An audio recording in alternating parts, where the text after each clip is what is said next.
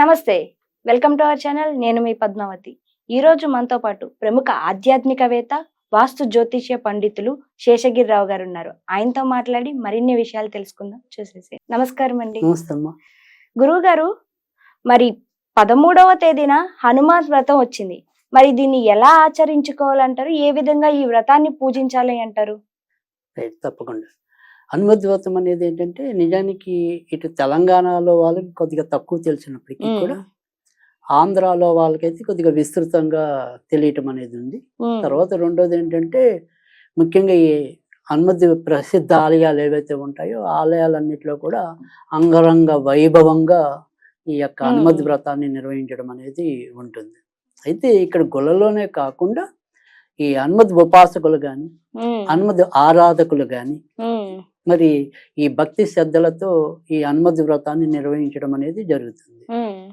అయితే ఈ హనుమద్ వ్రతం అసలు ఏ సందర్భంగా ఎందుకు చేస్తారు అనేది చాలా మందికి కలిగే సందేహం.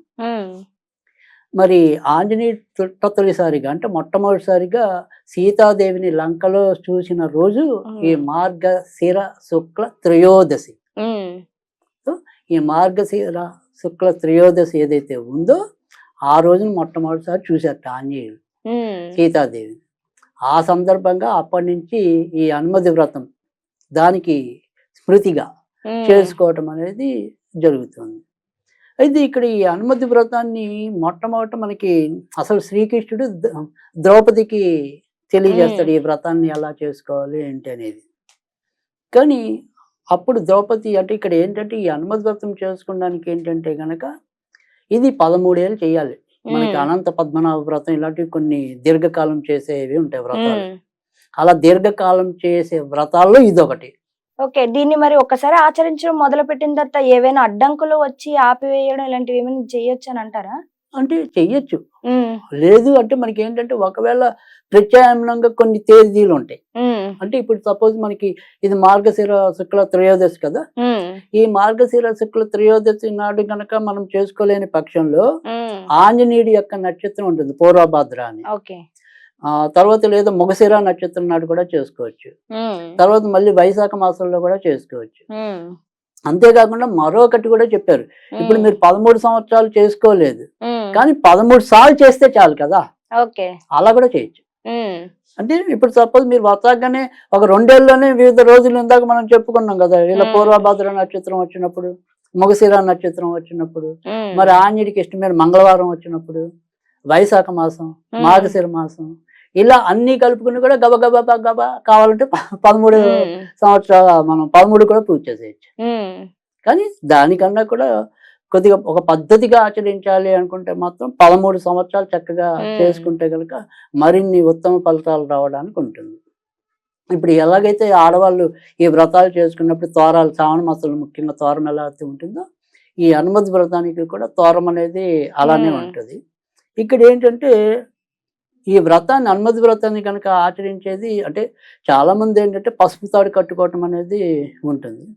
అలా పసుపు తాడు అనే కాకుండా సింధూరం కలర్ రంగు దారం కానీ, తర్వాత మరి ఎర్ర దారం కానీ, పసుపు రంగు కానీ, ఈ 3 దారాల్లో ఏదైనా కూడా ఉపయోగించుకోవచ్చు. అది 5 పోగులు ఉండాలి. ఈ 5 పోగులకి 13 ముళ్ళు ఉండాలి. సో ఆ రకంగా మనం దాన్ని చేసుకోవాలి. దాన్ని ధరించాలి. దాన్ని ధరించేప్పుడు ఏంటంటే అంజనీ గర్భ సంభూతం, రామ కార్యార్థ సంభవం, వరతోర కృతాభాసం, రక్షమాల ప్రతివక్షణం. ఇది ఏంటంటే మనకి ఈ సంవత్సరం కట్టుకున్నాం అనుకోండి, ఈ తాడు ప్రతి సంవత్సరం కూడా వాళ్ళని రక్షలాగా ఉపయోగపడుతుంది. అందుకని 13 సంవత్సరాలు చేసుకుంటే ఈ సంవత్సరం మనం చేసిన దాని ఫలితం అంతా కూడా ఆ సంవత్సరం అంతా ఉంటుంది. అంటే అకాల మృత్యు భయాలు కానీ, తర్వాత ఏమైనా సరే అనారోగ్య సమస్యలు కానీ, ఇలాంటి వాటి నుంచి కూడా ఉపశమనం లభించడం అనేది ఉంటుంది. అలాగే నా వరకు నా అనుభవంలో కూడా నేను గత ఇంచుమించుగా 20 సంవత్సరాల పైగా నేను చేయటం, నేను ఇచ్చే ఈ హనుమద్ వ్రతం తాళ్ళు అనేక మంది కట్టుకుంటూ ఉండటం కూడా జరుగుతూ ఉంటుంది. మరి గురువు గారు, ఈ వ్రతాన్ని ఆచరించలేని వాళ్ళు దీన్ని ఏ విధంగా సాధన చెయ్యొచ్చు అని అంటారు?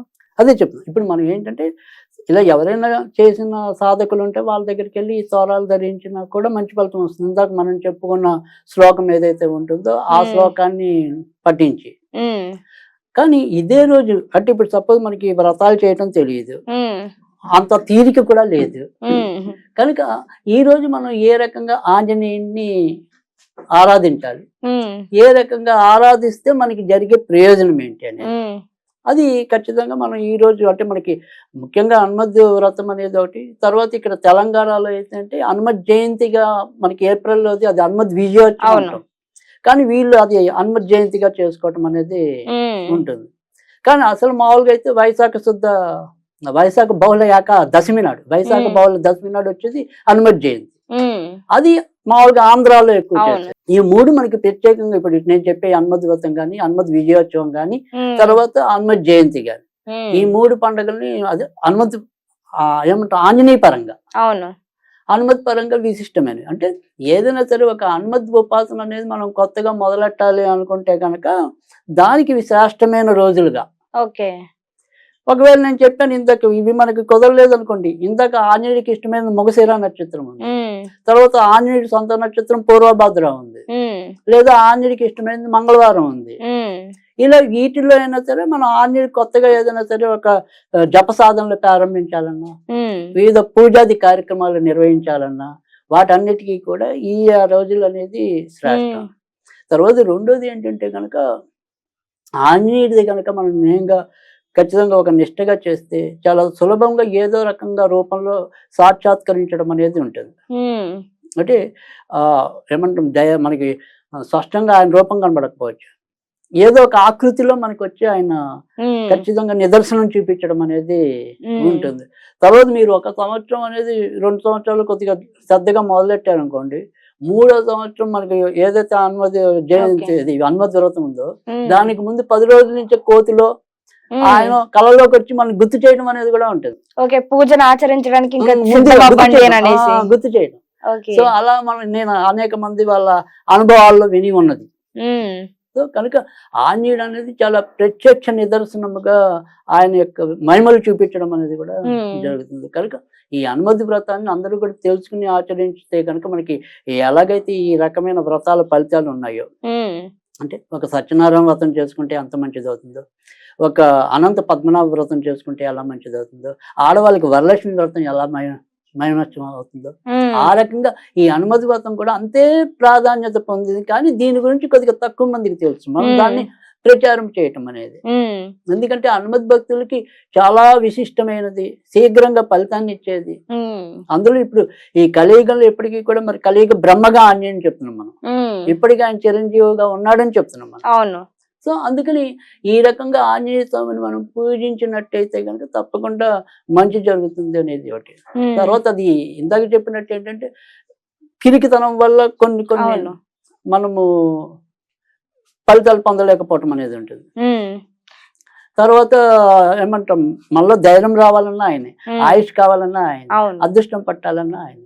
సో సులభంగా ఏం చేసుకోవాలి అంటే కనుక ఓం నమో భగవతే వాయునందనాయ నమః, ఓం నమో భగవతే వాయునందనాయ నమః. ఇది చాలా తేలిక, ఇది పఠించడం అనేది. ఇది 108 సార్లు చదివి మనం ఏంటంటే ప్రసాదం మటుకు ఈ రోజు ఇది ఒకటే కొద్దిగా కష్టపడాలి, 13 అప్పాలు పెట్టాలి.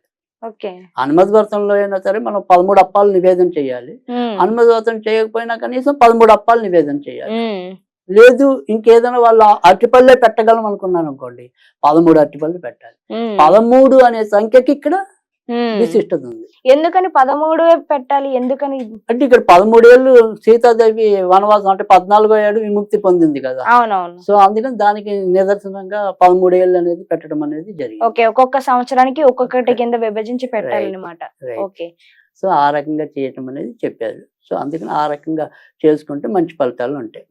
సరే మనం ఎప్పటిలాగా ఒకవేళ ఈ హనుమంతుడు అంటే నాస్తికులు అనుకోండి, ఆస్తికులు అనుకోండి, ఎవరైనా సరే తేలిగ్గా చేసుకునే స్విచ్ వర్డ్ ఏదైనా ఉంది అంటే కనుక ఈ రోజు ఓన్లీ ఎం, ఎరాల వల్ల యా, దాని పక్క 0, ఎం ఎం ఎం ఎం ఎం ఎం అంతే.